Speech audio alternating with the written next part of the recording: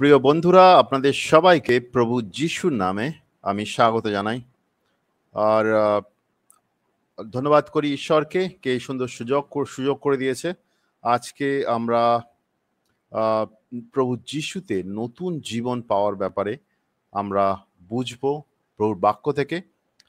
প্রথমেই আমি এই সমস্ত বাক্য আপনাদের সামনে তুলে ধরার আগে আমি প্রার্থনা করব কি ঈশ্বর যেন আপনার হৃদয়কে খুলে দেয়, ঈশ্বর যেন আপনাকে বুঝতে সাহায্য করে প্রভুর বাক্য থেকে কেমনভাবে আমাদের নতুন জীবন পাওয়ার দরকার আছে, আর কেমনভাবে আমরা ব্যক্তিগতভাবে প্রভুর সঙ্গে সম্পর্ক স্থাপন করতে পারি নতুন জীবনের মাধ্যমে। প্রভু, ধন্যবাদ করি প্রভু এই সুন্দর সময় দেওয়ার জন্য। প্রার্থনা করি প্রভু তুমি আমাদের সাহায্য করো কি তোমার সত্য যেন আমরা বুঝতে পারি। আমাদের হৃদয়কে খুলে দাও, যারা আজকের এই প্রভুর বাক্য শুনবে তাদের হৃদয়কে তুমি খুলে দাও, তারা যেন তোমার সত্যকে বুঝতে পারে, আর তোমার সত্য যেন তাদের হৃদয়ের মধ্যে কথা বলে। প্রভু, তাদের বুঝতে সাহায্য করো তোমার বাক্য থেকে নতুন জীবন কেন তাদের পাওয়া উচিত, আর তারা কোন পরিস্থিতিতে আছে সেখান থেকে তাদের বেরিয়ে আসতে হবে, আর সেখান থেকে তাদেরকে তোমার রাস্তায় কেমনভাবে চলতে পারবে, তারা তোমার নতুন জীবন তারা কেমনভাবে গ্রহণ করতে পারবে। প্রভু, তাদের সাহায্য করো বুঝতে। ধন্যবাদ করি আজকের সমস্ত জিনিসের জন্য। প্রার্থনা করি প্রত্যেক ব্যক্তির জন্য যারা এই মেসেজ শুনবে বা শুনছে, প্রভু তাদেরকে তুমি সাহায্য করো, তারা যেন তোমার বাক্য বুঝতে পারে, আর তারা যেন তোমার বাক্য তোমার জীবনে অ্যাপ্লাই করতে পারে। প্রভু যিশুর নামে চাই, আমেন আমেন। তো আসুন আজকে আমরা প্রভু যিশুতে নতুন জীবন পাওয়ার ব্যাপারে আমরা বোঝার চেষ্টা করব। প্রভু যিশুতে নতুন জীবন পাওয়া একটা খুবই গুরুত্বপূর্ণ বিষয়। আমরা বলতে পারি আমি প্রভু যিশুকে বিশ্বাস করি, বা আমি নিজেকে খ্রিস্টান বলতে পারি, বা প্রভু যিশুর বিশ্বাসী বলতে পারি। আপনি যাই বলুন নিজেকে, আমাদের প্রথম মূল বিষয়টা হচ্ছে আমাদেরকে প্রভু যিশুতে নতুন জীবন পেতে হবে। আমরা যদি প্রভু যিশুতে নতুন জীবন না পাই, তাহলে আমরা প্রভু যিশুর শিষ্য নই, বা প্রভু যিশুর বিশ্বাসী নই, আর প্রভুর রাজ্যের ব্যক্তি নই। তো আমাদের নতুন জীবনের ব্যাপারে বুঝতে হবে, আর সেটা আমাদের জীবনে গ্রহণ করতে হবে। যোহন রচিত সুসমাচার তার 3-এ যদি যাই আমি, তার 3 থেকে 7-এ প্রভু যিশু নিকোদুম নামে এক ব্যক্তির সঙ্গে কথা বলছিল। নিকোদুম নামে এক ব্যক্তির সঙ্গে তার কথোপকথন হচ্ছিল। তো প্রভু যিশু নিকোদুমকে বলে, আমি তোমাকে সত্যিই বলছি, নতুন করে জন্ম না হলে কেউ ঈশ্বরের রাজ্য দেখতে পায় না। তো প্রভু যিশু নিকোদুমের কাছে এই জিনিসটা খুব খুব স্পষ্টভাবে তুলে ধরলেন কি নতুন জীবন যদি কেউ ব্যক্তি না পায়, তাহলে ঈশ্বরের রাজ্যের ব্যাপারে সে কিছুই বুঝতে পারে না, ঈশ্বরের রাজ্য দেখতে পারে না। সে কোনো মণ্ডলীর অংশ হতে পারে, সে বংশগতভাবে কোনো খ্রিস্টীয় পরিবারে হতে পারে, কিন্তু যদি কেউ নতুন জন্ম না প্রাপ্ত হয়, তাহলে সে ঈশ্বরের রাজ্য দেখতেও পারে না, ঈশ্বরের রাজ্য বুঝতেও পারে না। যোহনের 3:4 নিকোদুম তখন তাকে বললেন, মানুষ বুড়ো হয়ে গেলে কেমন করে তার আবার জন্ম হবে? দ্বিতীয়বার মায়ের গর্ভে ফিরে গিয়ে সে কি আবার জন্মগ্রহণ করবে? অবশ্যই এটা নতুনভাবে জন্মগ্রহণ করাটা আবার কি জিনিস, সেটা সে অবাক হয়ে যায়। সে প্রভু যিশুকে জিজ্ঞেস করে, আমি কি আবার মায়ের পেটে গিয়ে জন্মগ্রহণ করব? উত্তরে প্রভু যিশু ভার্স 5-এ প্রভু যিশু বললেন, আমি আপনাকে সত্যিই বলছি, জল আর পবিত্র আত্মা থেকে জন্ম না হলে কেউই ঈশ্বরের রাজ্যে ঢুকতে পারে না। তো প্রভু যিশু এখানে খুব ক্লিয়ারলি বললেন একজন ব্যক্তিকে জল আর পবিত্র আত্মার দ্বারা নতুন জীবন প্রাপ্ত হতে হবে। আর যদি কেউ জল আর পবিত্র আত্মার দ্বারা নতুন জীবন প্রাপ্ত না হয়, তাহলে ঈশ্বরের রাজ্যে প্রবেশ করতে পারবে না। তো এখান থেকে আমরা খুব ক্লিয়ারলি বুঝতে পারি ঈশ্বরের রাজ্যে প্রবেশ করার একটা ব্যাপার আছে। ভার্স 6-এ যদি দেখি, এখানে লেখা আছে, মানুষ থেকে যা জন্ম নেয় তা মানুষ, কিন্তু পবিত্র আত্মা থেকে যা জন্ম নেয় তা আত্মা। আমি যে আপনাকে বললাম আপনাকে নতুন জন্ম হওয়া দরকার, এতে আশ্চর্য হবেন না। এটা যদি ইংলিশ ট্রান্সলেশনে দেখেন, ওখানে লেখা আছে তোমাকে অবশ্যই নতুন জন্ম প্রাপ্ত হতে হবে। মানে প্রভু যিশু নিকোদুমকে খুব ক্লিয়ারলি বললেন প্রত্যেক মানুষকে অবশ্যই নতুন জীবন প্রাপ্ত হতে হবে। তো নতুন জীবন প্রাপ্ত হওয়াটা আমাদের প্রত্যেক ব্যক্তির জন্য জরুরি। আমরা যে বলি আমরা খ্রিস্টকে বিশ্বাস করি, বা আমরা খ্রিস্টান, আমরা কোনো মণ্ডলীতে যাই, আমরা কোনো মণ্ডলীতে অংশগ্রহণ করি, এই সমস্তগুলো ঠিক আছে, কিন্তু আমরা যদি প্রভু যিশুতে নতুন জন্ম না প্রাপ্ত হই, এগুলোর কোনো মানে হয় না। আমরা কোনো গ্রুপের অংশগ্রহণ করতে পারি, সেখানে মেম্বার হতে পারি, বছরের পর বছর সেখানে যেতে পারি, প্রত্যেক রবিবার সেখানে গিয়ে প্রার্থনা করতে পারি, সেখানে চাঁদা দিতে পারি, কিন্তু আমরা যদি প্রভু যিশুতে নতুন জন্ম প্রাপ্ত না হই, এগুলো কোনোভাবেই আমাদের জীবনকে কোনোভাবেই উপকৃত করবে না। প্রভু যিশুকে বিশ্বাস করা মানে একজন ব্যক্তি সে প্রভু যিশুতে নতুন জীবন প্রাপ্ত হয়, আর তারপরে প্রভু যিশুর আত্মার দ্বারা সে চালিত হয় প্রভু যিশুর রাজ্যের কাজে, প্রভু যিশুর সঙ্গে চালিত হয়। সেটা সেই জন্যে প্রভু যিশুতে নতুন জীবন প্রাপ্ত হওয়া খুবই গুরুত্বপূর্ণ বিষয়। প্রভু যিশুতে বিশ্বাসের শুরু যেটা হয় সেটা হচ্ছে প্রভু যিশুতে নতুন জীবন প্রাপ্ত হওয়া। এখন অনেক ব্যক্তি আছেন তারা বিভিন্ন রকমের মণ্ডলীতে যান, বিভিন্ন রকমের মণ্ডলীতে অংশগ্রহণ করেন, অনেক দিন থেকে প্রভুর বাক্য শুনছেন, কিন্তু প্রভুতে নতুন জীবন প্রাপ্ত হয়নি। শুনে হয়তো অবাক হচ্ছেন, কিন্তু এরকম অনেক ব্যক্তি আছে যারা বিভিন্ন রকমের মণ্ডলীতে অংশগ্রহণ করেন, বিভিন্ন রকম জায়গাতে যান, প্রার্থনা করান, অনেকের কাছ থেকে অনেক গ্রুপে চাঁদা দেন, অনেক রকমের মিটিংয়ে অংশগ্রহণ করেন, অনেক বংশ পরম্পরায় তারা খ্রিস্টীয়, বিভিন্ন রকমের ব্যক্তি আছে, কিন্তু তারা নতুন জীবন প্রাপ্ত হয়নি। এরকমও দেখেছি বিভিন্ন বিশ্বাস থেকে তারা মণ্ডলীতে এসছে, কিন্তু তারা প্রভু যিশুতে নতুন জীবন কি সেটাই বুঝতে পারেনি, না নতুন জীবন তারা প্রাপ্ত হয়েছে। তো এটা খুবই গুরুত্বপূর্ণ বিষয়। এটা কাউকে বিচার করার জন্য নয়, এটা সাহায্য করার জন্য। এইটা নয় কি অনেক যে চার্চে এই বা মণ্ডলীতে এই ব্যাপারে কথা বলা হচ্ছে না, অনেক মণ্ডলীতে সব ব্যাপারে কথা বলা হয়, কিন্তু যারা ওখানে রয়েছেন, যারা ওখানে অংশগ্রহণ করছেন মণ্ডলীর মেম্বার, তারা অনেকেই এই প্রভু যিশুতে নতুন জীবন পাওয়ার ব্যাপারে জিনিসটা বুঝতে পারছে না, আর তারা জিনিসটাকে গ্রহণ করতে পারছে না। আর ব্যক্তিগতভাবে অনেক সময় অনেককে বোঝানো হয় না, বা অনেক মণ্ডলী আছে যেখানে এই সমস্ত আন্ডারস্ট্যান্ডিং গুলো বুঝিয়ে দেওয়া হয় না। তো সেখানে কি হয়, ব্যক্তিরা হয়তো অনেক দিন ধরে মণ্ডলীতে অংশগ্রহণ করছে, মণ্ডলীর মেম্বার চাঁদা দিচ্ছে, কিন্তু সে তারা প্রভু যিশুতে নতুন জীবন প্রাপ্ত হয়নি। এটা খুবই ভয়ঙ্কর ব্যাপার, কারণ প্রভু যিশুতে যদি নতুন জীবন আমরা প্রাপ্ত না হই, প্রভু যিশুতে আমরা চলতে পারবো না, প্রভু যিশুর সঙ্গে আমরা চলতে পারবো না, আমরা পাপ থেকে সম্পূর্ণভাবে মুক্ত হয়ে বেরিয়ে আসতে পারবো না, প্রভুর সঙ্গে আমরা প্রভুর ধার্মিকতা, প্রভুর পবিত্রতা আমরা চলতে পারবো না। আমরা আরেকটা বাক্য দেখবো, কলসীয়তে যদি যাই, কলসীয়র 1:13 আর 14 যদি যাই, সেখানে লেখা আছে, কারণ তিনি অন্ধকারের রাজ্য থেকে আমাদেরকে উদ্ধার করে তার প্রিয় পুত্রের রাজ্যে এনেছেন। কাদের কথা বলছে এখানে? আমাদের সমস্ত মানুষের কথা বলছে। আমাদেরকে যারা যারা উদ্ধার পেয়েছেন তাদের কথা বলছেন, যারা তাদেরকে অন্ধকারের রাজ্য থেকে বের করে নিয়ে এসছেন, তাদের পুত্রের রাজ্যে প্রবেশ করিয়েছেন। পুত্রের রাজ্য মানে প্রভু যিশুর রাজ্য। তো প্রভু যিশুর রাজ্য আছে এই জগতে, আর সেই রাজ্যে আমাদের প্রবেশ করতে হবে। সেই রাজ্যের ব্যাপারেই প্রভু যিশু বলেছিলেন কি আমাদের নতুন জীবন প্রাপ্ত হতে হবে, তাহলেই আমরা সেই রাজ্যে প্রবেশ করতে পারবো। এখানে যদি আপনি দেখেন কলসীয়র 1:13 আর 14 এটা বলছে, আমরা অন্ধকারের রাজ্যে ছিলাম, আমরা সবাই জন্মগতভাবে পাপের রাজ্যে বা অন্ধকারের রাজ্যে জন্মগ্রহণ করি। আমরা সবাই, সব মানুষ অন্ধকারের রাজ্যে জন্মগ্রহণ করে, আর তারপরে অন্ধকারের রাজ্য থেকে সে তার প্রভু যিশুর রাজ্যে, তার প্রভু যিশুর রাজ্যে সে প্রবেশ করে।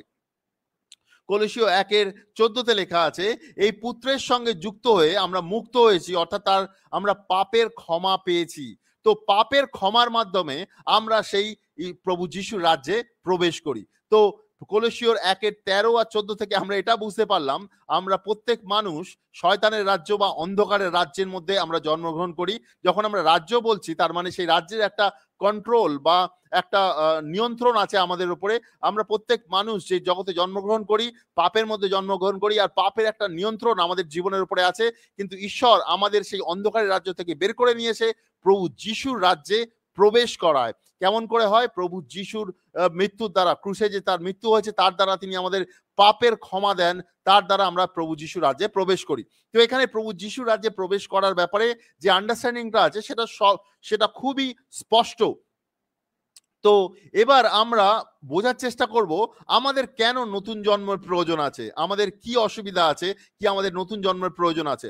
প্রথমেই আমরা যে আলোচনা করছিলাম কি আমরা প্রত্যেক মানুষ পাপের স্বভাব নিয়ে এই জগতে জন্মগ্রহণ করেছি, প্রত্যেক ব্যক্তি পাপের স্বভাব নিয়ে জন্মগ্রহণ করেছি। জিসাইওতে যদি যাই, জিসাইওর ভাওবাদী জিসাইওর 59:1 আর 2 যদি পড়ি, এখানে লেখা আছে, দেখো সদাপ্রভুর হাত এত খাটো নয় যে তিনি উদ্ধার করতে পারেন না, আর তিনি কানও এত এত ভারী নয় যে তিনি শুনতে পান না, কিন্তু তোমাদের অন্যায় সদাপ্রভুর কাছ থেকে তোমাদের আলাদা করে দিয়েছে, তোমাদের পাপের দরুন তিনি তার মুখ তোমাদের থেকে ফিরিয়ে নিয়েছেন, সেই জন্য তিনি শোনেন না। প্রভুর বাক্য খুবই স্পষ্ট, আমাদের পাপ আমাদেরকে ঈশ্বর থেকে আলাদা করেছেন। এটা নয় কি ঈশ্বর যিনি আমাদের সৃষ্টি করেছেন, যিনি আমাদের জীবনের জন্য তার খুব সুন্দর যোজনা রয়েছে, যিনি আমাদেরকে চালনা করতে চান এই জগতে, তিনি আমাদেরকে সাহায্য করতে চান না, তিনি আমাদের শুনতে চান না, এটা নয়। তিনি আমাদের সাহায্য করতে চান, তিনি আমাদেরকে শুনতে চান, তিনি আমাদের পিতা, তিনি আমাদের সৃষ্টি করেছেন। কিন্তু আমাদের পাপ আমাদেরকে ঈশ্বর থেকে আলাদা করে। আপনার পাপ আপনাকে ঈশ্বর থেকে আলাদা করে। আর কার মধ্যে পাপ রয়েছে? বাইবেলে বলে আমাদের সবার মধ্যে পাপ রয়েছে। আমরা পাপের মধ্যে জন্মগ্রহণ করেছি, আর পাপ আমাদেরকে ঈশ্বর থেকে আলাদা করেছে। সেই জন্য ঈশ্বর আমাদের কথা, ঈশ্বর আর আমাদের মধ্যে একটা সেপারেশন হয়ে গেছে। ঈশ্বর আমাদের কথা শুনতে পারেন না, তিনি আমাদের সাহায্য করতে পারেন না। বাইবেলে লেখা আছে পাপের কারণে ঈশ্বরের ক্রোধ আমাদের উপরে কাজ করছে। আর পাপের মধ্যে যদি আমরা কন্টিনিউয়াসলি চলি, সেটা আমাদের জাহান্নামে বা নরকে নিয়ে যাবে। যে ব্যক্তির মধ্যে পাপের স্বভাব রয়েছে, সে ঈশ্বরকে অনুসরণ করতে পারে না। আপনি হয়তো ভাবছেন ঠিক আছে, পাপ আছে তো কি আছে, আমি ঈশ্বরের সঙ্গে চলবো না। আপনি চলতে পারবেন না, কারণ পাপের স্বভাব আপনাকে ঈশ্বরের সঙ্গে চলতে বাধা সৃষ্টি করবে। আর আপনি এইভাবে ঈশ্বরের সঙ্গে চলতে পারবেন না। আর অন্যদিকে যেহেতু আপনার ভেতরে পাপের স্বভাব রয়েছে, শয়তান আপনার জীবনকে নিয়ন্ত্রণ করতে চায়। যেহেতু আপনার ভেতরে পাপের স্বভাব রয়েছে, শয়তানের স্বভাব রয়েছে, শয়তান আপনার জীবনকে নিয়ন্ত্রণ করতে চায়। তো এবার একটা প্রশ্ন আসতে পারে, মানুষ কেমন ভাবে পাপের স্বভাব নিয়ে জন্মগ্রহণ করলো? এটা কেমন করে হলো? ঈশ্বর মানুষকে বানিয়েছে, কিন্তু মানুষের ভেতরে পাপের স্বভাব কোথা থেকে এলো? খুব ভালো প্রশ্ন। আমাদের এই প্রশ্নটার আন্ডারস্ট্যান্ডিং বুঝতে হবে। এটার জন্য এটাকে বুঝতে হলে আমাদের প্রথমে যেতে হবে সৃষ্টি আর তার সৃষ্টি আর পতন।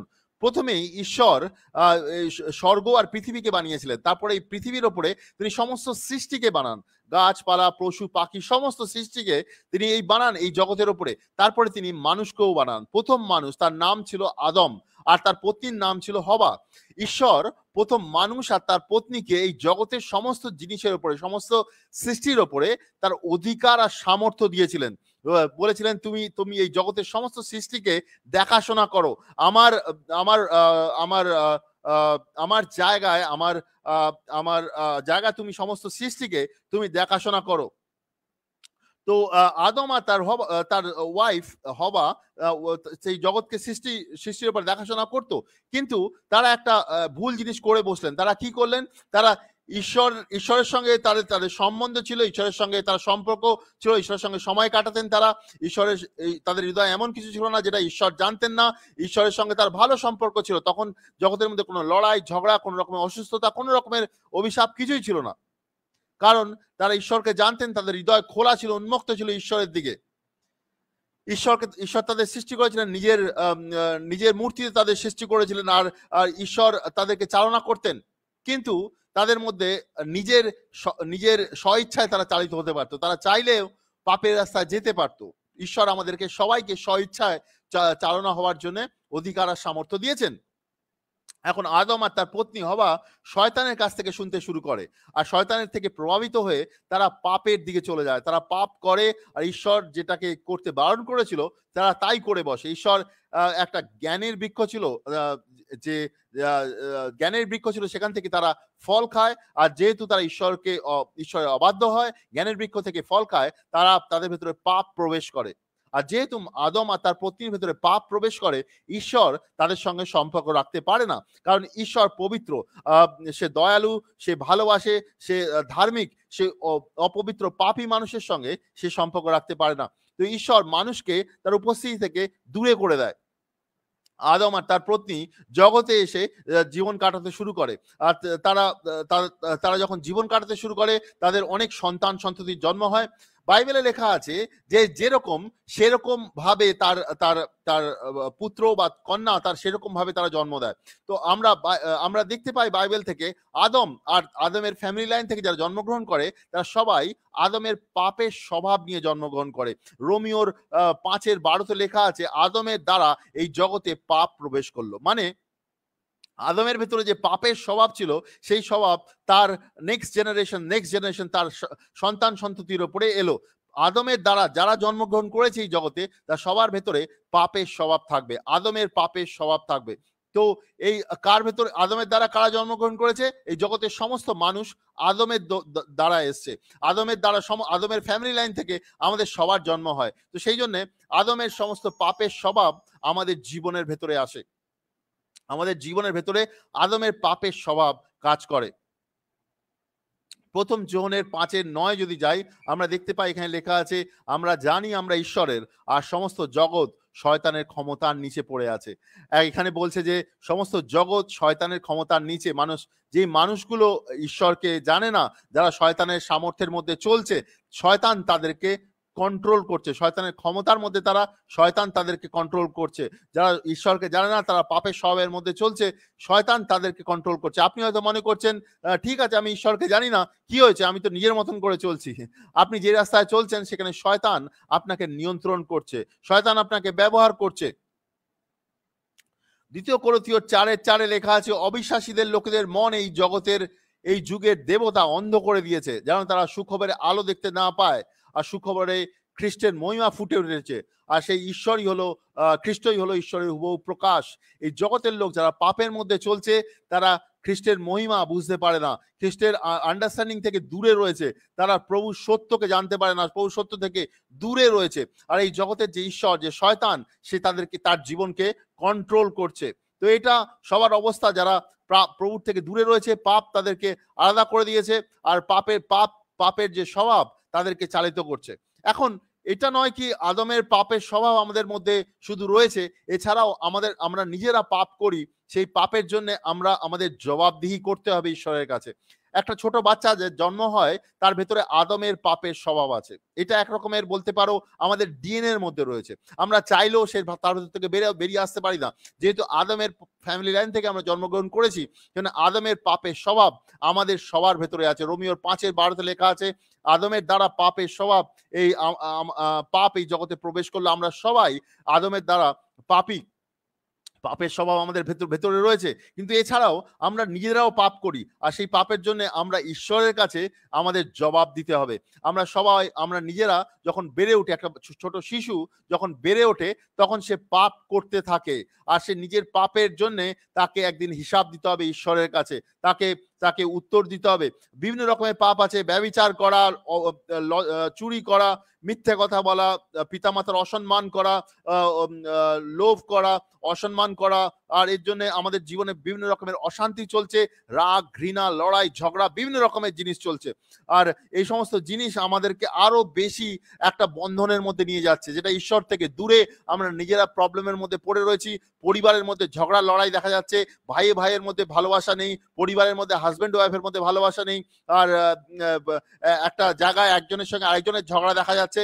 তারপরে কোনো ব্যক্তি বিশেষ, তার জীবনের ভেতরে শান্তি নেই, অশান্তি জীবনের মধ্যে কাজ করছে, কারণ পাপ তার ভেতরে অশান্তি নিয়ে আসছে। ঈশ্বর আমাদের জীবনে শান্তি নিয়ে আসতে পারে, পাপ আমাদেরকে অশান্তি নিয়ে আসছে, আমাদেরকে অশান্তির মধ্যে চালাচ্ছে। হতে পারে আপনি সমাজে খুব উচ্চ পদে রয়েছেন, হতে পারে আপনার কাছে টাকা পয়সা অনেক কিছু রয়েছে, কিন্তু পাপ আপনাকে ঈশ্বর থেকে আলাদা করে, পাপ আপনার জীবনের ভেতরে অশান্তি নিয়ে আসে, পাপ আপনাকে ভুল রাস্তায় চালায়, ঈশ্বর থেকে দূরে ভুল রাস্তায় চালায়, আর শয়তান আপনার জীবনকে নিয়ন্ত্রণ করে। তো আপনি যদি ঈশ্বর থেকে দূরে রয়েছেন, পাপের মধ্যে জীবন কাটাচ্ছেন, তো এটা আপনার জীবন, অ্যাকচুয়ালি এরকম ভাবে আপনার জীবন চলছে, এটা ঈশ্বরের ইচ্ছা নয়। আপনি যদি এরকম ভাবে জীবন চালান, তো আপনার উপরে ঈশ্বরের অভিশাপ কাজ করছে। আর আপনি যদি এরকম ভাবে জীবন চালান, ঈশ্বর থেকে দূরে রয়েছেন, আর একদিন যখন আপনি ঈশ্বরের সামনে গিয়ে দাঁড়াবেন, আপনি ঈশ্বর আপনাকে বিচার করবেন, আর আপনাকে নরকে পাঠিয়ে দেবেন।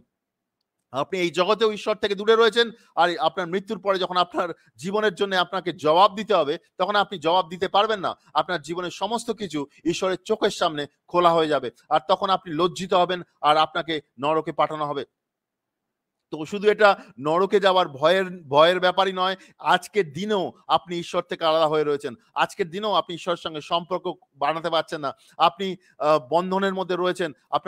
আপনি যেহেতু বিভিন্ন রকমের পাপের মধ্যে রয়েছেন, সেখান থেকে বিভিন্ন রকমের ম্যানিফেস্টেশন দেখা যাচ্ছে আপনার ক্যারেক্টারে, আপনার চরিত্রের মধ্যে রাগ, ঘৃণা, আপনার মধ্যে কোন রকমের ব্যভিচারের পাপের মধ্যে দিয়ে চলছেন শান্তি পাওয়ার জন্য, আপনার তারপরে বিভিন্ন রকমের অ্যাডিকশন বা বিভিন্ন রকমের নেশার মধ্যে চলে যাচ্ছেন জীবনের শান্তি পাওয়ার জন্য, যেহেতু আপনার ভেতরে শান্তি নেই। পাপ আপনাকে ঈশ্বর থেকে আলাদা করেছে, তারপরে বিভিন্ন রকমের বন্ধনের মধ্যে রেখে দিয়েছে। তো এটা শয়তানের প্ল্যান অ্যাকচুয়ালি আপনার জীবনের জন্য। শয়তান আপনাকে এইভাবে আপনাকে বন্ধনের মধ্যে রেখে দিয়েছে যাতে আপনি ঈশ্বর থেকে দূরে থাকেন। তো আমরা এখানে প্রশ্ন করতে পারি, কে পাপ করেছে? বাইবেলে বলে আমরা সবাই পাপ করেছি। রোমিও 3:23 লেখা আছে, সকলেই পাপ করিয়াছে এবং ঈশ্বরের গৌরববিহীন হইয়াছে। তো ঈশ্বর থেকে আমরা সবাই দূরে চলে গেছি। আমরা সবাই, সব মানুষ পাপের মধ্যে জন্মগ্রহণ করেছি, তারপরে যেমন বেড়ে উঠেছি পাপের স্বভাবের মধ্যে চলছি। যিশাইয়র 53:6 লেখা আছে, আমরা সবাই বিপদগামী ভেড়ার মতন, সবাই বিপদগামী ভেড়ার মতন নিজের মতন করে জীবন কাটানোর চেষ্টা করছি। আর নিজের মতন করে জীবন কাটানো পাপ অ্যাকচুয়ালি। ঈশ্বর চান আমরা যেন তার মতন করে জীবন কাটাই, তার ইচ্ছা অনুসারে সে যেটা চায় সেরকম ভাবে জীবন কাটাই। আমরা সেটা না করে নিজের মতন করে নিজের আন্ডারস্ট্যান্ডিং এ আমরা জীবন কাটানোর চেষ্টা করছি। তো পাপের পরিণতি, আমরা সবাই পাপের পরিণতি হিসেবে একদিন অন্ধকারে চলে যাব। শয়তান আমাদের জীবনে এখন কন্ট্রোল করছে। শুধু তাই নয়, আমাদের জীবন, আমরা একদিন যখন ঈশ্বরের সামনে বিচারের জন্য দাঁড়াবো, ঈশ্বর আমাদেরকে বিচারিত করবেন আর আমরা অন্ধকারে, আমরা নরকে গিয়ে পৌঁছবো। সেখানে আমাদের জীবন ধ্বংস হয়ে যাবে।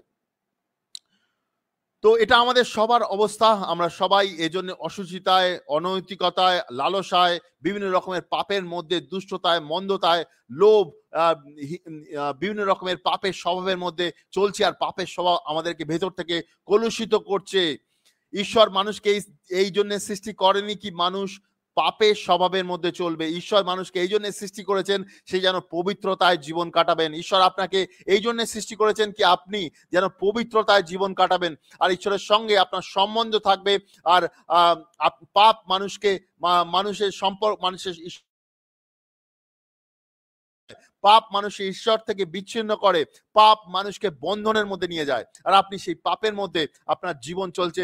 ঈশ্বর চান না আপনি এইভাবে জীবন কাটান। পাপের জন্য আপনার জীবনে মৃত্যু এসছে। মৃত্যু মানে আপনি ঈশ্বর থেকে আত্মিকভাবে আলাদা হয়ে গেছেন। ঈশ্বর আপনার কথা শুনতে পারে না, ঈশ্বরের কাছে আপনার প্রার্থনা গিয়ে পৌঁছয় না, কারণ আপনার পাপ আপনাকে ঈশ্বর থেকে দূরে করেছে। আপনার মধ্যে অপরাধ বোধ কাজ করছে, আপনার মধ্যে দোষ কাজ করছে, আপনার মধ্যে বিভিন্ন রকমের বন্ধন কাজ করছে। তার জন্য আপনি বিভিন্ন রকমের অ্যাডিকশন বা নেশা বা অনেক রকমের খারাপ স্বভাব হতে পারে, ব্যভিচারের মধ্যে গিয়ে নিজের জীবনে আনন্দ খুঁজে বেড়াচ্ছেন। আপনার জীবনে অনেক রকমের একাকিত্ব কাজ করছে, আপনার ভেতর থেকে আত্মিক মৃত্যু হয়েছে।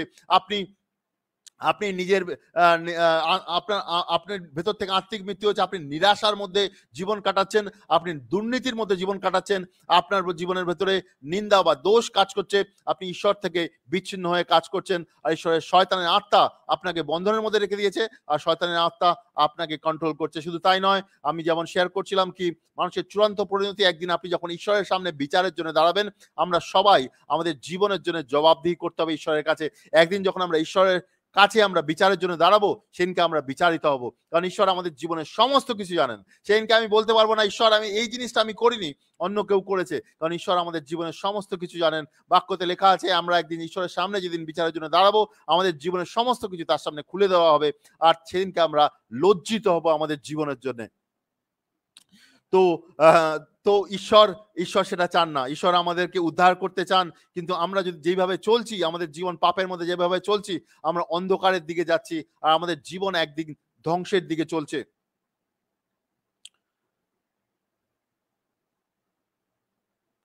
মথির 25:41 লেখা আছে, যেদিন আমরা বিচারের জন্য দাঁড়াবো, আমরা যদি পাপের মধ্যে চলি আর আমরা যদি বিচারের জন্য দাঁড়াবো, ঈশ্বর আমাদেরকে বলবেন, অভিশপ্ত লোকেরা আমাদের থেকে দূর হয়ে যাও, শয়তান এবং তার দূতদের জন্য যে চিরকালের আগুন প্রস্তুত করা হয়েছে তার মধ্যে যাও।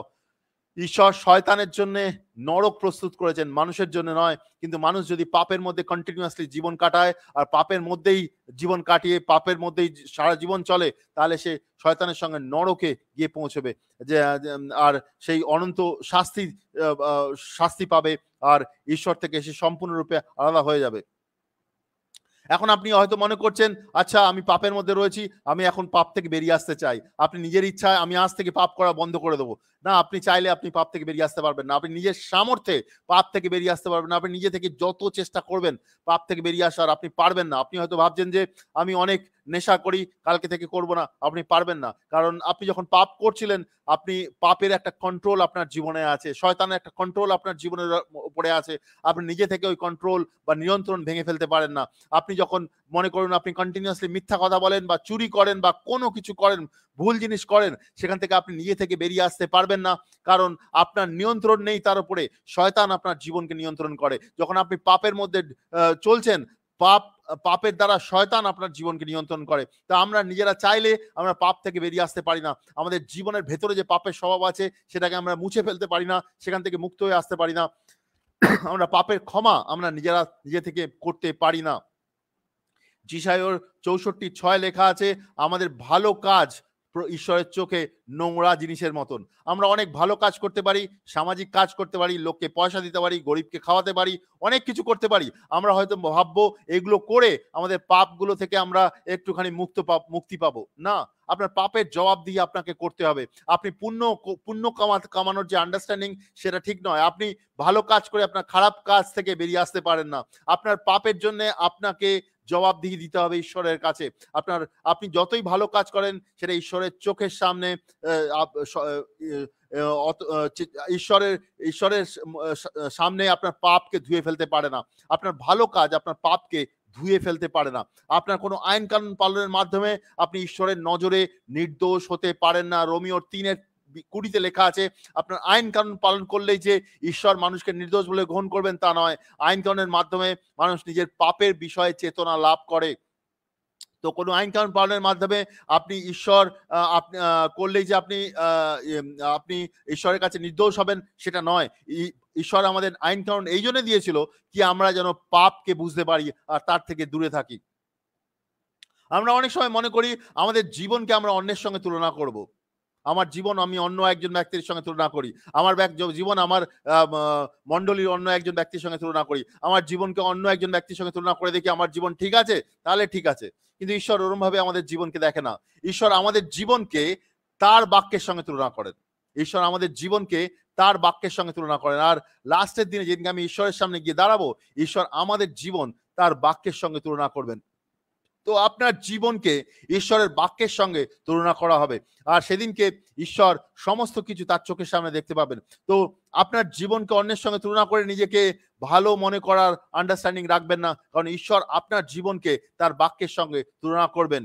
আর ঈশ্বরের বিচার আসনের সামনে আমাদের সবাইকে দাঁড়াতে হবে, আর আমরা যা কিছু করেছি ভালো মন্দ সেসব জিনিসের উত্তর আমাদের দিতে হবে। 2 কোরিন্থীয়র তার 5:10 যদি আমরা দেখতে পাই, এখানে লেখা আছে, খ্রিস্টের বিচার আসনের সামনে আমাদের সকলকে সবকিছু প্রকাশ করা হবে, যেন আমাদের প্রত্যেকে এই দেহে থাকতে যা কিছু করেছি তা ভালো হোক বা মন্দ হোক, সেই হিসেবে আমরা পাওনা পাই।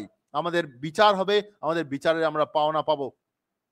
তো আমরা যা পাপ করেছি সেই পাপগুলো আমরা ঈশ্বরের বিরুদ্ধে করেছি, আর সেই পাপগুলোর জন্য আমাদের শাস্তি পাওয়া দরকার, আমাদের জবাবদিহি দিতে হবে, আমাদের শাস্তি পাওয়া দরকার। যে পাপের শাস্তি অ্যাকচুয়ালি মৃত্যু বা সম্পূর্ণরূপে ধ্বংস হয়ে যাওয়া। কিন্তু ঈশ্বর আমাদেরকে ভালোবাসেন, তিনি জানেন যে আমরা নিজেরা ইচ্ছা করলে সে সমস্ত জিনিসের মধ্যে থেকে বেরিয়ে আসতে পারবো না, পাপ থেকে নিজেরা বেরিয়ে আসতে পারবো না, বা কোনো কিছু দিয়ে আমাদের কোনো ব্যক্তি আমাদের সাহায্য করতে পারবে না সেখান থেকে বেরিয়ে আসার জন্য। সেজন্য ঈশ্বর আমাদেরকে মুক্তি দেওয়ার জন্য একটা রাস্তা বের করেছেন। তিনি তার নিজের পুত্র প্রভু যিশুকে এই জগতে পাঠান। প্রভু যিশু এই জগতে আসেন, তিনি মা মেরির পেটে পবিত্র আত্মার দ্বারা জন্ম নেন। আমরা প্রত্যেকেই যেমন একজন পুরুষ একজন মহিলার দ্বারা জন্মগ্রহণ করেছি, প্রভু যিশু এরকম ভাবে জন্মগ্রহণ করেননি, তিনি পবিত্র আত্মার দ্বারা তার মার পেটে জন্মগ্রহণ করেন। এটা কেন হয়েছিল? এটা খুবই গুরুত্বপূর্ণ বিষয়, কারণ প্রভু যিশুর মধ্যে কোনো পাপ ছিল না, তার মধ্যে আদমের পাপের স্বভাব তার জীবনে ছিল না।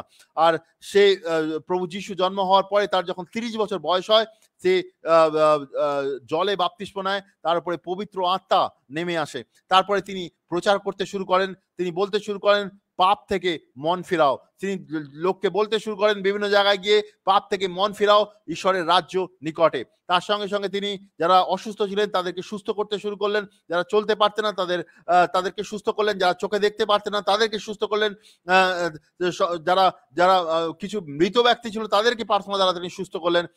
এছাড়াও তিনি অনেক ব্যক্তির মধ্যে থেকে ভূত তাড়ালেন, আর তিনি তাদেরকে বললেন পাপ থেকে যেন তারা সম্পূর্ণ ঘুরে দাঁড়ায়। এসব যখন তিনি করছিলেন তখনকার দিনে যে অনেক ধার্মিক ব্যক্তি ছিলেন, যারা ধর্মের রাস্তায় চলতেন, কিন্তু তারা ঈশ্বরকে জানতেন না। এরকম অনেক ব্যক্তি, তারা তাদের জীবনে ঈর্ষা এলো, তারা প্রভু যিশুকে ধরিয়ে দিলেন, আর তার প্রভু যিশুর বিরুদ্ধে বিভিন্ন রকমের দোষ নিয়ে আসা হলো, আর তার শাস্তি দেওয়া হলো। প্রভু যিশুর বিরুদ্ধে কোনো জিনিসই তারা প্রমাণ করতে পারেননি। ইনফ্যাক্ট যে ব্যক্তি প্রভু যিশুকে সাজা দিচ্ছিলেন, যার নাম ছিল পিলাত, তিনি নিজে বললেন এই ব্যক্তি সম্পূর্ণ নির্দোষ, প্রভু যিশু সম্পূর্ণ নির্দোষ, তাও তাকে সাজা দেওয়া হলো, তাকে ক্রুশবিদ্ধ হয়ে মারার সাজা দেওয়া হলো। যে ব্যক্তি তাকে সাজা দিচ্ছিলেন তিনি নিজে বললেন প্রভু যিশু সম্পূর্ণ নির্দোষ। এটার একটা খুব ইম্পর্টেন্স আছে, কারণ যে একজন ব্যক্তির মৃত্যু হওয়া দরকার আছে আমাদের সবার পাপের জন্য, যে ব্যক্তির ভেতরে কোনো পাপ নেই, একজন নির্দোষ ব্যক্তি আমাদের পাপের জন্য মরার দরকার আছে। তার দ্বারা আমরা পাপ মুক্ত হতে পারি, তার দ্বারা আমরা পাপের ক্ষমা পেতে পারি, তার দ্বারা আমরা প্রভু যিশুতে তার দ্বারা আমরা পাপ থেকে মুক্ত হয়ে ঈশ্বরের সঙ্গে একত্রিত হতে পারি। সেই জন্যে প্রভু যিশুকে মারা হলো। এটা হয়তো মনে হতে পারে একজন নির্দোষ ব্যক্তিকে মারা হলো, প্রভু যিশুর সঙ্গে খুব অন্যায় হয়েছে। হ্যাঁ, সেটা সত্যই, প্রভু যিশুকে মারা হয়েছে, মাথা থেকে পা পর্যন্ত তার শরীর ফেটে রক্ত বেরোতে শুরু হয়েছে, তার মাথায় কাটার মুকুট পরিয়ে দেওয়া হয়েছে, তার উপরে প্রচন্ড অত্যাচার করা হয়েছে, তারপরে তাকে ক্রুশের উপরে তুলে মারা হয়েছে। সেই ক্রুশের উপরে মৃত্যুর পরে তাকে কবরে রাখা হয়েছে। তার 3 দিন পর তিনি বেঁচে ওঠেন কবর থেকে, কারণ মৃত্যুর কোনো অধিকার তার উপরে ছিল না, কারণ তিনি নিজে কোনো পাপ করেননি, তিনি নিজে ঈশ্বর ছিলেন। তিনি প্রমাণ করে দিলেন তিনি ঈশ্বরের পুত্র, তিনি প্রমাণ করে দিলেন তিনি যা কিছু বলেছেন সমস্ত কিছু সত্য, আর তার মধ্যে দিয়ে আমরা সবাই পাপ থেকে মুক্ত হতে পারি, তার মধ্যে থেকে আমরা সবাই নতুন জীবন পেতে পারি। যিশাইয় 53:4-6 যদি যাই, এখানে লেখা আছে, সত্যি তিনি আমাদের সমস্ত রোগ তুলে নিয়েছেন, তিনি আমাদের যন্ত্রণা বহন করেছেন, কিন্তু আমরা ভেবেছি ঈশ্বর তাকে আঘাত করেছেন, তাকে মেরেছেন, কষ্ট দিয়েছেন। আমাদের পাপের জন্যই তাকে বিদ্ধ করা হয়েছে, আমাদের অন্যায়ের জন্য তাকে চুরমার করা হয়েছিল। যে শাস্তির ফলে আমাদের শান্তি এসেছে, সেই শাস্তি তাকেই দেওয়া হয়েছে। তিনি যে আঘাত পেয়েছেন তার দ্বারাই আমরা সুস্থ হয়েছি। আমরা সবাই ভেড়ার মতন বিপথে গিয়েছি, আমরা প্রত্যেকে নিজের পথের দিকে ফিরেছি। সদাপ্রভু আমাদের সকলের অন্যায় তার উপরে চাপিয়ে দিয়েছেন। আমাদের সকলের জগতের সমস্ত পাপ ঈশ্বর প্রভু যিশুর উপরে চাপিয়ে দিয়েছেন, আর তাকে সাজা দেওয়া হয়েছিল ক্রুশের উপরে আপনার আমার জায়গায়। তিনি আমাদের পাপের সাজা নিয়েছেন, আমাদের অভিশাপের সাজা নিয়েছেন, আমাদের রোগের সাজা নিয়েছেন, আমাদের সমস্ত দুষ্টতার সাজা তিনি নিয়েছেন, যাতে তিনি আমাদের এই সমস্ত জিনিস থেকে মুক্ত করতে পারেন, যিনি আমাদের ঈশ্বরের সঙ্গে আমাদের একত্রিত করতে পারেন। প্রথম পিতরের 3:18 লেখা আছে, কারণ খ্রিস্ট একবার পাপ সমূহের জন্য দুঃখ ভোগ করেছিলেন, সেই ধার্মিক ব্যক্তি অধার্মিকদের নিমিত্ত, যেন আমাদিগকে ঈশ্বরের নিকট লইয়া যায়। তিনি মাংসে হত কিন্তু আত্মায় জীবিত হইলেন। রোমিও 6:10 দেখতে পাই, এখানে লেখা আছে, তিনি যখন মরলেন তখন পাপের দাবি দাবার কাছেও মরলেন, তার উপরে পাপের আর কোনো দাবি দাবা রইল না, এখন তিনি জীবিত হয়ে ঈশ্বরের জন্য বেঁচে আছেন। দ্বিতীয় করিন্থীয় 5:21 লেখা আছে, যীশু খ্রিস্টের মধ্যে কোনো পাপ ছিল না, কিন্তু ঈশ্বর আমাদের পাপ তার উপরে তুলে দিয়ে তাকেই পাপের জায়গায় দাঁড় করালেন, যেন খ্রিস্টের সঙ্গে যুক্ত থাকার দরুন ঈশ্বরের পবিত্রতা আমাদের পবিত্রতা হয়। তো ঈশ্বর আমাদের সমস্ত পাপ যীশু খ্রিস্টের উপর তুলে দিলেন, আর তিনি আমাদের জায়গায় পাপের সাজা নিলেন ক্রুশের উপরে। আমাদের সবাইকে ওরকম সাজা পাওয়ার দরকার ছিল, আমরা সবাই পাপী, আর পাপের সাজা ছিল মৃত্যু। আমাদেরকে ক্রুশের উপরে মৃত্যু হওয়ার উচিত ছিল, কিন্তু আমাদের জায়গায় যিশু পুরো জগতের পাপের জন্য প্রভু যিশু ওই ক্রুশের উপরে মারা গেলেন, আর তার দ্বারা তিনি আমাদের সমস্ত পাপের ভার নিজের উপরে তুলে নিলেন। শুধু তাই নয়, আমাদের পাপ থেকে তিনি মুক্ত করলেন, আমাদের জন্য ক্ষমা, তিনি ঈশ্বরের কাছ থেকে ক্ষমা তিনি আমাদের জন্য আদায় করলেন। আমরা তার দ্বারা ঈশ্বরের ক্ষমা আমাদের জীবনে পেতে পারি। শুধু তাই নয়, তার দ্বারা ঈশ্বরের ধার্মিকতা আমাদের জীবনে আসে, ঈশ্বরের আরোগ্যতা আমাদের জীবনে আসে, ঈশ্বরের অভিশাপ থেকে আমরা সমস্ত মুক্ত হতে পারি।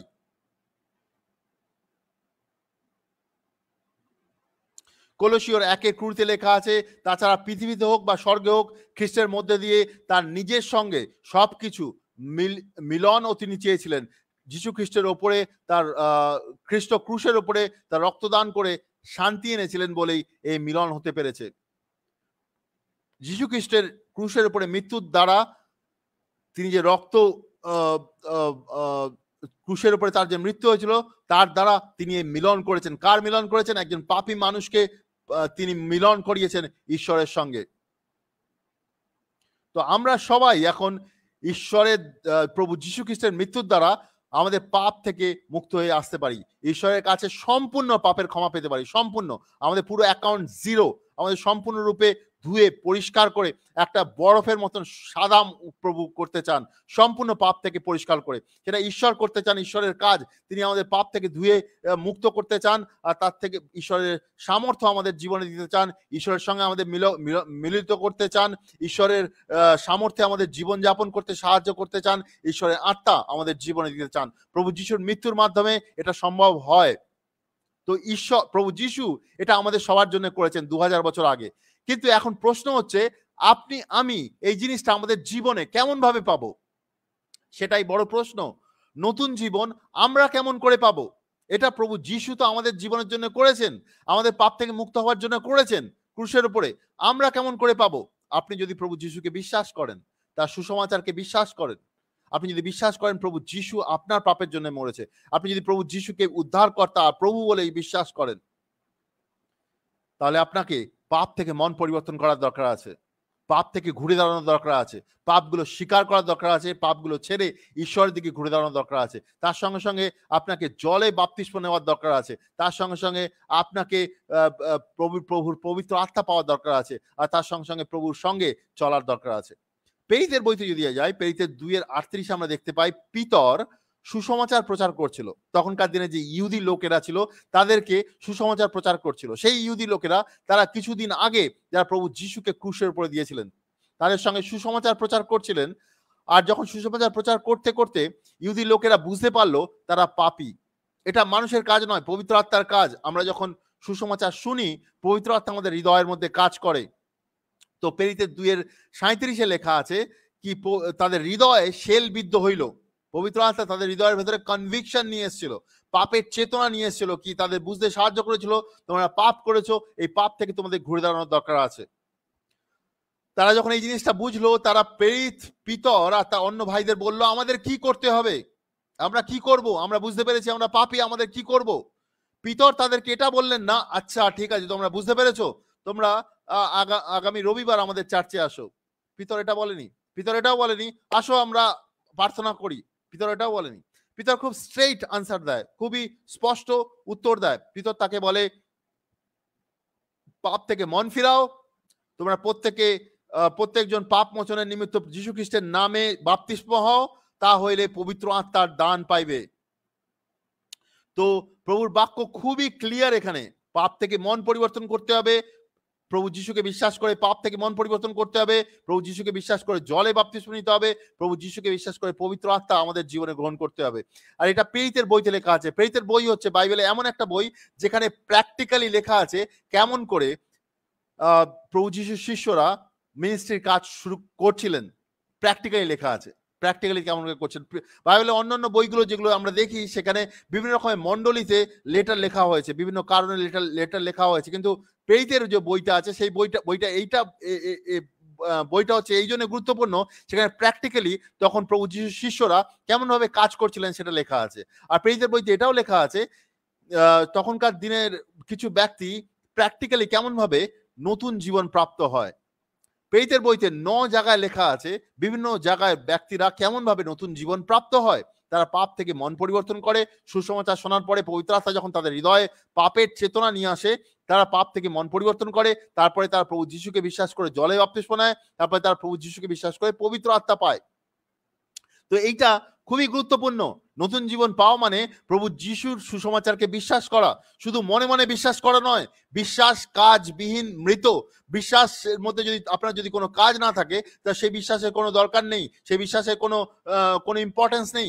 বিশ্বাস মানে শুধু মনে মনে বিশ্বাস করা নয়, বিশ্বাস করা মানে বাইবেলে আমরা দেখতে পাই প্রেরিতের বইতে যারাই প্রভু যিশুকে বিশ্বাস করেছিল, তারা প্রভু যিশুকে বিশ্বাস করে সুসমাচারকে বিশ্বাস করে তারা পাপ থেকে মন পরিবর্তন করে। মন পরিবর্তন করা মানে পাপের জীবন থেকে ঘুরে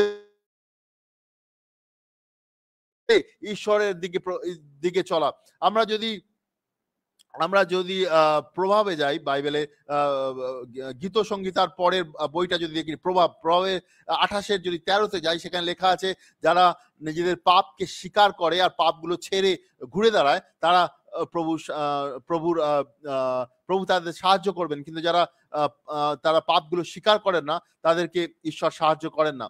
তো পাপ থেকে মন পরিবর্তন করা মানে ঈশ্বর চান আমরা যেন পাপগুলোকে মুখ দিয়ে স্বীকার করি আর পাপগুলো ছেড়ে ঈশ্বরের দিকে ঘুরে দাঁড়াই। সেটাই হচ্ছে প্রকৃত মন পরিবর্তন। মন পরিবর্তন মনে মনে নয়, সেটা আমাদেরকে প্র্যাকটিক্যালি করতে হবে। আমাদের জীবনে আমাদের পাপগুলো স্বীকার করতে হবে।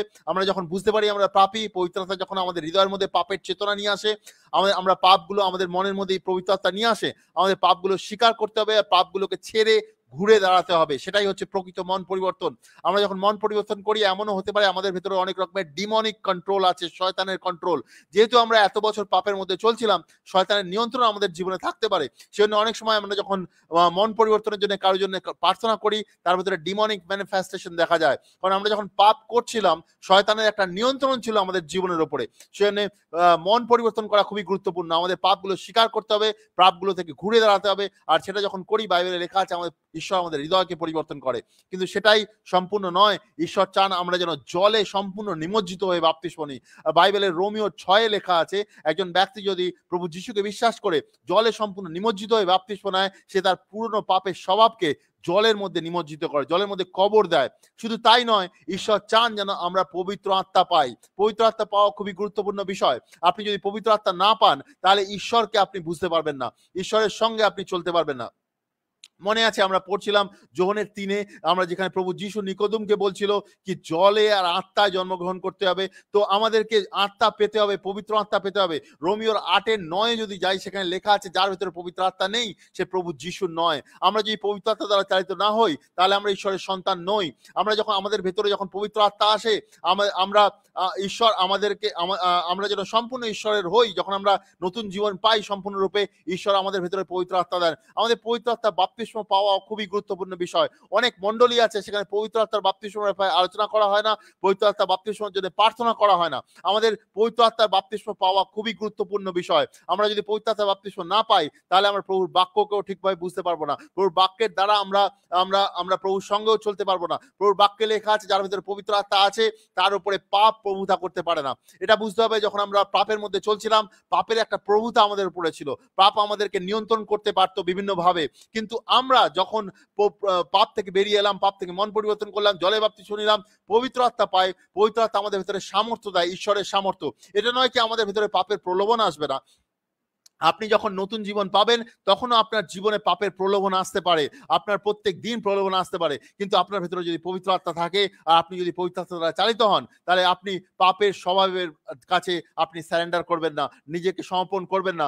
আপনার পাপ আপনার উপরে প্রভুতা করতে পারবে না, আপনি প্রভু ঈশ্বরের সঙ্গে চলবেন। তো পবিত্র আত্মা আমাদের জীবনে পাওয়া খুব দরকার আছে। অনেক ব্যক্তি আছে যারা পাপ থেকে মন পরিবর্তন করেছে, জলে বাপ্তিস্ম নিয়েছে, কিন্তু তাদের মণ্ডলীতে পবিত্র আত্মার বাপ্তিস্মের ব্যাপারে আলোচনা করা হয় না, না তাদের লিডাররা পবিত্র আত্মার বাপ্তিস্ম পেয়েছেন। শুনলে হয়তো আপনারা অবাক হবেন। আমি অনেক মণ্ডলীতে গেছি, তাদের মণ্ডলীর অনেক লিডারদের সঙ্গে কাজ করেছি, তারা নিজেরা পবিত্র আত্মার বাপ্তিস্ম গ্রহণ করেনি। যারা নিজেরা পবিত্র আত্মার বাপ্তিস্ম পায়নি, তারা আপনাদের সঙ্গে পবিত্র আত্মার বাপ্তিস্মের ব্যাপারে কথা বলবে না। কিন্তু এটা পবিত্র আত্মার বাপ্তিস্ম পাওয়া খুবই গুরুত্বপূর্ণ বিষয়। বাইবেলে লেখা আছে, রোমিওর 8-14 লেখা আছে, যারা পবিত্র আত্মা দ্বারা চালিত হয় তারা ঈশ্বরের সন্তান।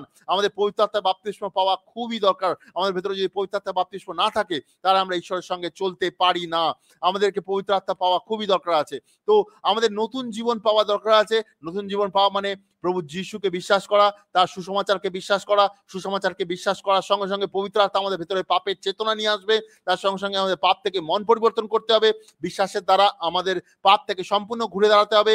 আমাদের কারো যদি সাহায্য দরকার আছে, তো আমরা কারো সাহায্য নিতে পারি, কোনো বিশ্বাসের সাহায্য নিতে পারি পাপ থেকে মন পরিবর্তন করার জন্য। কারণ আমরা যখন পাপ থেকে মন পরিবর্তন করি, পাপগুলো যখন স্বীকার করি, শয়তানের অনেক রকমের বন্ধন থাকে আমাদের ভেতরে, সেই বন্ধনগুলো ভেঙে যায়।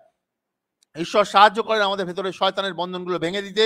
আমাদের ভেতরে যদি শয়তানের কন্ট্রোল থাকে, সেখান থেকে সে বেরিয়ে আসতে আমাদের সাহায্য করেন। তার সঙ্গে সঙ্গে ঈশ্বর চান কি আমরা যেন জলে সম্পূর্ণ নিমজ্জিত হয়ে আমাদের পুরনো জীবনকে কবর দিতে পারি। রোমিও 6 যদি পড়েন, 2, 3, 4, 5, 6 ওখানে যদি পড়েন, ওখানে এটাও লেখা আছে আমাদের বিশ্বাসের দ্বারা জলে আমাদের কবর হতে হবে। বাপ্তিস্ম দ্বারা আপনার জীবনকে কবর হতে হবে। কিন্তু মন পরিবর্তনের পরেই আপনার বাপ্তিস্ম হতে পারে।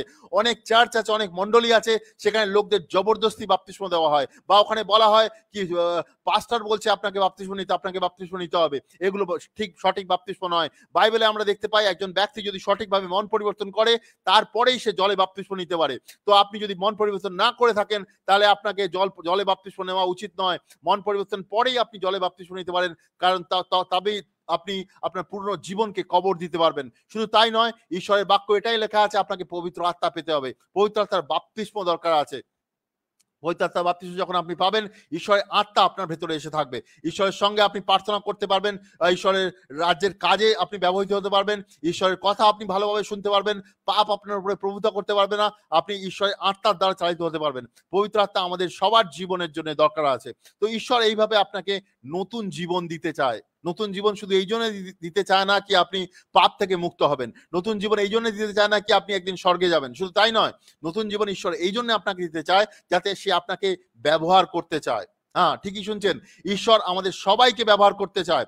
আপনি হয়তো একটা মণ্ডলীতে বসে আছেন 10 বছর ধরে, আপনি ভাবছেন যে কেমন ভাবে ব্যবহার করতে চায়। ঈশ্বর আমাদের সবাইকে ব্যবহার করতে চায়। যে ব্যক্তিরা ঈশ্বরের নতুন জীবন পেয়েছে, ঈশ্বর তাকে ব্যবহার করতে চায়। ঈশ্বর সেই জন্যই তাকে পবিত্র আত্মাও দেয়। কি পবিত্র আত্মা শুধু আমাদের ঈশ্বরের সঙ্গে চলতে সাহায্য করে না, ঈশ্বরের বাক্য বুঝতে সাহায্য করে না, ঈশ্বরের মিনিস্ট্রির কাজে, ঈশ্বরের পরিচর্যার কাজে ব্যবহৃত হতেও সাহায্য করে। পবিত্র আত্মা আমাদের সাহায্য করে কি ঈশ্বরের কাজ করতে, ঈশ্বরের সুসমাচার প্রচার করতে, তার যারা যারা যারা যারা অসুস্থ তাদেরকে সুস্থ করতে, যাদের ভেতরে দুষ্ট আত্মা আছে তাদেরকে প্রার্থনার দ্বারা দিয়াবলের সামর্থ্যকে দূর করতে, অন্য ব্যক্তিকে বাপ্তিস্ম দিতে, অন্য ব্যক্তিকে সুসমাচার, অন্য ব্যক্তিকে শিক্ষা দিয়ে বাড়িয়ে তুলতে, অন্য ব্যক্তিকে মিনিস্ট্রির কাজে বাড়িয়ে তুলতে পবিত্র আত্মা আপনাকে সাহায্য করতে চায়, আপনাকে তৈরি করতে চায়। প্রভুর বাক্যে লেখা আছে প্রভু আপনাকে রক্ত দিয়ে কিনেছে, প্রভুর বাক্যতে লেখা আছে প্রভু আপনাকে নতুন জীবন দিয়েছে। এই জন্য নতুন জীবন দিয়েছে কি সে আপনাকে ব্যবহার করতে চায় তার রাজ্যের কাজের জন্য। ঈশ্বর আপনাকে ব্যবহার করতে চায়, সেই জন্য ঈশ্বর আপনাকে নতুন জীবন দিয়েছে। আপনি কি প্রভু যিশুতে নতুন জীবন পেয়েছেন? হতে পারে আপনি কোনো মণ্ডলীতে যাচ্ছেন, হতে পারে আপনি অনেক বছর ধরে সেখানে যাচ্ছেন, কোনো পজিশনেও রয়েছেন, হতে পারে আপনি ওই মণ্ডলীর একজন লিডারও, কিন্তু আপনার কাছে প্রশ্ন, আপনি কি প্রভু যিশুতে নতুন জীবন পেয়েছেন? অনেক ব্যক্তি আছে মণ্ডলীতে, তারা প্রভু যিশুতে নতুন জীবন আজও পায়নি। তারা বাইবেলের অনেক কিছু জানে, বাইবেল কলেজ করেছে, হয়তো অনেক রকমের পদাধিকারী রয়েছে, কিন্তু তারা প্রভু যিশুতে নতুন জীবন পায়নি। আমরা এক সময় ইন্দোনেশিয়াতে মিনিস্ট্রি করছিলাম বেশ কিছু বছর আগে। সেখানে এক জায়গায় যখন এগুলো সুসমাচার প্রচার করছিলাম, সেখানে একজন যে মণ্ডলীর যে খুব বড় পালক, সে এসে বলছে এটা তো আমার জীবনেও হয়নি, সে নিজেও পায়নি। সে বলছে আমি বাইবেল পড়েছি, বাইবেল শিক্ষা পেয়েছি, সেই হিসেবে লোকদের চালনা করছি, কিন্তু আপনারা যে পবিত্র আত্মা বলছেন, নতুন জীবন বলছেন, এগুলো আমি বুঝতে পারতাম না, আজকে আমরা বুঝতে পারছি। আমাদের অনেক ব্যক্তি আছেন যারা আজকে মণ্ডলীতে বসে আছেন, তারা নতুন জীবনের ব্যাপারে জানে না, তাদেরকে শিক্ষা দেওয়া হয়েছে, তারা হয়তো বুঝতে পারেনি, তারা হয়তো ব্যক্তিগতভাবে বুঝতে পারেনি। অনেক সময় কোনো মণ্ডলীর দোষ নেই, ওই ব্যক্তি হয়তো ঠিক করে বুঝতে পারেনি। অনেক সময় অনেক মণ্ডলী আছে তারা ঠিক করে এই শিক্ষাগুলো দেয় না, তারা বোঝায় না ব্যক্তিকে তারা কেমন ভাবে প্রভু যিশুতে নতুন জীবন পেতে পারে, কেমন ভাবে তারা মন পরিবর্তন করতে পারে, কেমন ভাবে তারা জলে বাপ্তিস্ম নিতে পারে, কেমন ভাবে তারা পবিত্র আত্মা পেতে পারে, কেমন ভাবে তারা পবিত্র আত্মা পেয়ে ঈশ্বরের কাছ থেকে শুনতে পারে, ঈশ্বরের রাজ্যের কাজে ব্যবহৃত হতে পারে, ঈশ্বরের জন্য বাধ্য হতে পারে, তাদের শেখানো হয় না। তারা এখনো মণ্ডলীতে যাচ্ছে, কিন্তু তারা অন্ধকারের মধ্যে পড়ে রয়েছে। আমি কাউকে দোষ দেওয়ার জন্য এটা বলছি না। আপনাকে প্রভু যিশুতে নতুন জীবন পেতে হবে, আপনাকে অন্ধকারের রাস্তা থেকে বেরিয়ে আসতে হবে, আপনাকে ঈশ্বরের সঙ্গে চলতে হবে। তো আপনার কাছে আমি প্রশ্ন রাখছি কি আপনি কি প্রভু যিশুতে নতুন জীবন পেয়েছেন? যদি নতুন জীবন না পেয়ে থাকেন, আপনি যদি মনে করেন কোনো ব্যক্তি আপনাকে সাহায্য করতে পারে, তার কাছে যান, সে ব্যক্তির কাছ থেকে আপনি সাহায্য নিন। আপনাকে ঈশ্বরে নতুন জীবন অবশ্যই পেতে হবে। আপনি যদি প্রভু যিশুতে নতুন জীবন না পেয়ে থাকেন, তাহলে আপনি কত চার্চে যাচ্ছেন, কত কাজ করছেন, কত দান দিচ্ছেন, তাতে কোনো কিছু হয় না। আপনাকে প্রভু যিশুতে নতুন জীবন না পেলে, প্রভু যিশুর কথা অনুসারে আপনি ঈশ্বরের রাজ্যে প্রবেশ করতে পারেন না। ঈশ্বরের রাজ্যে প্রবেশ করা আমাদের জন্য সব থেকে গুরুত্বপূর্ণ বিষয়। ঈশ্বরের রাজ্যে যদি আপনি প্রবেশ করেছেন, ঈশ্বর যদি নতুন জন্ম প্রাপ্ত হয়েছেন, তাহলে ঈশ্বর আপনাকে ব্যবহারও করতে চান, আর ঈশ্বর আপনার দ্বারা অন্যের জীবনকে আশীর্বাদ করতে চান। আমি এখানেই আমার মেসেজ আমি শেষ করব, কিন্তু আপনাদের কাছে অনুরোধ, আপনারা যদি প্রভু যিশুতে নতুন জীবন না পেয়ে থাকেন, আপনি যদি আপনাদের মণ্ডলীতে বা কোনো ব্যক্তিকে আপনি জানেন যে আপনাকে সাহায্য করতে পারেন, তার কাছে আপনি যেতে পারেন। আপনারা যদি আমার কাছে সাহায্য চান, আমাদের মিনিস্ট্রি থেকে সাহায্য চান, আমাদের সঙ্গে ব্যক্তিগতভাবে কন্ট্যাক্ট করতে পারেন। তো আমরা আপনাকে সাহায্য করতে পারি। আমরা আমাদের দেশে, আমাদের দেশের বাইরেও বিভিন্ন জায়গাতে আমরা মিনিস্ট্রি করি, যেখানে ব্যক্তিগতভাবে সবাইকে সাহায্য করি প্রভু যিশুর দ্বারা কেমনভাবে নতুন জন্ম প্রাপ্ত হতে পারে, কেমন করে তারা মন পরিবর্তন করতে পারে, কেমন করে তারা পবিত্র আত্মা পেতে পারে, কেমন করে তারা প্রভু যিশুর সঙ্গে চলতে পারে। তো আমি প্রার্থনা করতে চাই, আপনি যদি আজকের মেসেজ শুনেছেন আর ঈশ্বর যদি আপনার হৃদয়ে কথা বলেছে, আমি বিশ্বাস করি ঈশ্বর আপনাকে তার রাস্তায় চালিত করবে। প্রার্থনা করি প্রভু যিশু সাহায্য করে প্রভু প্রত্যেক ব্যক্তিকে যারা আজকের এই মেসেজ শুনছে, তারা যদি তোমাতে নতুন জীবন না পেয়ে থাকে প্রভু তাদেরকে সাহায্য করো, তারা যেন তোমার নতুন জীবন পেতে তারা উৎসাহিত হয়, পবিত্র আত্মা যেন তাদেরকে সাহায্য করে, তোমার বাক্য যেন তাদেরকে সাহায্য করে প্রভু, তাদেরকে সাহায্য করো, এমন ব্যক্তিদের কাছে নিয়ে যাও তারা যেন তাদেরকে তোমার বাক্য দিয়ে, তোমার আত্মা দিয়ে তাদের সাহায্য করতে পারে, তারা যেন নতুন জীবন প্রাপ্ত হতে পারে। সেই সঙ্গে সঙ্গে প্রার্থনা করি প্রভু তুমি সাহায্য করো প্রত্যেক ব্যক্তিকে, তারা যেন তারা তোমার সত্যকে জানে, তোমার তোমার তোমার সামর্থ্যকে জানে প্রভু, তারা যারা নতুন জীবন পেয়েছে তাদেরকে তুমি ব্যবহার করো তোমার রাজ্যের কাজের জন্য। ধন্যবাদ করি প্রভু সমস্ত ব্যক্তির জন্য যারা এই মেসেজ এখন শুনছে বা ভবিষ্যতেও শুনবে প্রভু, তাদের সবাইকে তুমি ব্যবহৃত করো তোমার রাজ্যের কাজের জন্য। ধন্যবাদ করি প্রভু যিশুকে, প্রভু যিশুর নামে চাই, আমেন। আমি আজকে এখানেই শেষ করব। আপনারা আমাদের সঙ্গে কন্ট্যাক্ট করতে পারেন, কমেন্ট বক্সে কমেন্ট করতে পারেন, ব্যক্তিগতভাবে কন্ট্যাক্ট করতে পারেন যদি আরো জানতে চান। আমরা বিভিন্ন জায়গায় গিয়ে শিষ্যত্বের ট্রেনিং করাই 3 দিনের শিষ্যত্বের ট্রেনিং করাই, যেখানে আমরা চার্চের মেম্বারদের শেখাই কেমন করে তারা নতুন জীবন প্রাপ্ত হতে পারে, কেমন করে তারা পবিত্রতা গ্রহণ করতে পারে, কেমন করে তারা সুস্থ করার প্রার্থনা করতে পারে, কেমন করে তারা ভূত তাড়াতে পারে, কেমন ভাবে তারা অন্য ব্যক্তিকে বাপ্তিস্ম দিতে পারে বা প্রভুর পবিত্র আত্মায় বাপ্তিস্ম দিতে পারে, অন্য ব্যক্তিকে বাপ্তিস্মের জন্য প্রার্থনা করতে পারে। ঈশ্বর আমাদেরকে পবিত্র আত্মা বাপ্তিস্ম দেন, কিন্তু আমাদেরকে প্রার্থনা করা শিখতে হবে। তার সঙ্গে সঙ্গে অন্য ব্যক্তিদের কেমন ভাবে শিষ্যত্বের আন্ডারস্ট্যান্ডিং এ চালিত করতে পারে সেইভাবে আমরা শিক্ষা দিই। আপনারা যদি আপনাদের মণ্ডলীতে বা আপনাদের ব্যক্তিগত গ্রুপে এরকম কোনো শিক্ষার দরকার থাকে তো আমাদের সঙ্গে ব্যক্তিগতভাবে কন্ট্যাক্ট করতে পারেন। আমি বিশ্বাস করি ঈশ্বর আপনাদের সাহায্য করবেন। ধন্যবাদ।